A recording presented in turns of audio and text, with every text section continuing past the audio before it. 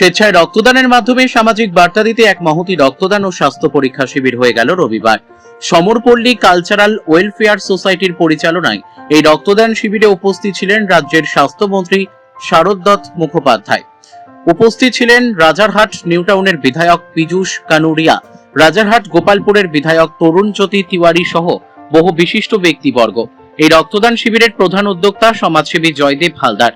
প্রচন্ড গরমকে উপেক্ষা করে এই রক্তদান শিবিরে সাধারণ মানুষের উপস্থিতি ছিল নজরকাড়া। মহিলারা এই রক্তদান শিবিরে এগিয়ে আসেন। রক্তদান শিবিরের মুখ্য আহ্বায়ক জয়দেব হালদার জানান, সারা বছর বিভিন্ন রকম সামাজিক কর্মসূচি গ্রহণ করে থাকে সমরপল্লী কালচারাল ওয়েলফেয়ার সোসাইটি। এবারও তার অন্যথা হলো না।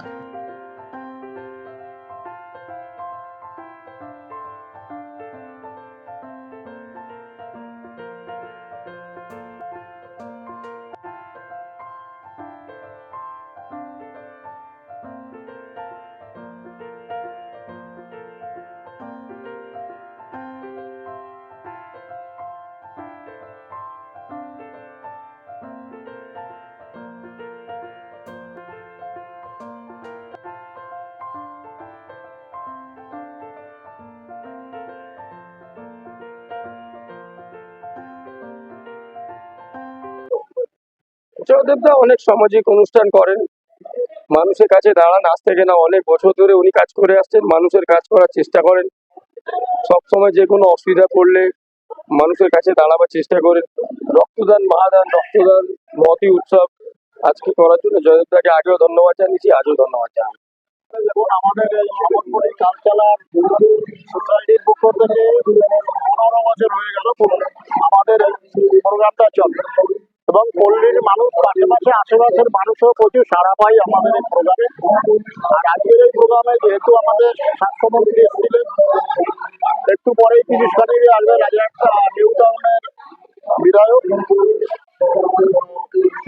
আমরা এই সামাজিক প্রোগ্রাম শুধু নয়, সারা বছর ধরে কোনো না কোনো সামাজিক প্রোগ্রামের মধ্যে আমাদের এই কালচারাল সোসাইটি যুক্ত থাকে।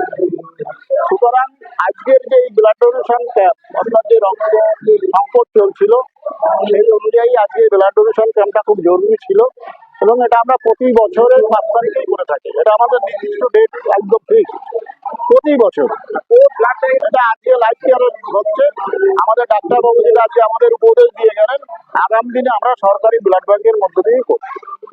এটা ডক্টর বিধানচন্দ্র রায়ের জন্মতিথি উপলক্ষে আমরা এটা পালন করি। যেহেতু জন্মদিনের দিন করতে পারি না, তার কারণ বিভিন্ন জায়গায় বিভিন্ন প্রোগ্রাম থাকে, ওই কারণে আমরা এটাকে পিছিয়ে নিয়ে সপ্তাহ লাস্ট দিয়ে 5 তারিখে করি। ইতিমধ্যে 50 অতিক্রান্ত হয়ে গেছে, 50 জনেরও বেশি রক্তদাতা এখানে রক্ত দিয়েছে। আরো অনেকেই অপেক্ষা করছে যারা রক্ত দেবে। সারা বছর ধরে বিভিন্ন ধরনের সামাজিক কাজের অ্যাক্টিভিটিটা আমাদের মধ্যে থাকে। মানুষের বিপদে আপদে, ধরুন পুজোর সময় দুস্থ মানুষদের বস্ত্র বিতরণ থেকে শুরু করে স্কুলের তাদের যে সমস্ত বাচ্চারা স্কুলে পড়াশুনো করে তাদের সহযোগিতা করা থেকে শুরু করে বিভিন্ন ধরনের সামাজিক কাজের মধ্যে আমরা অংশগ্রহণ করি।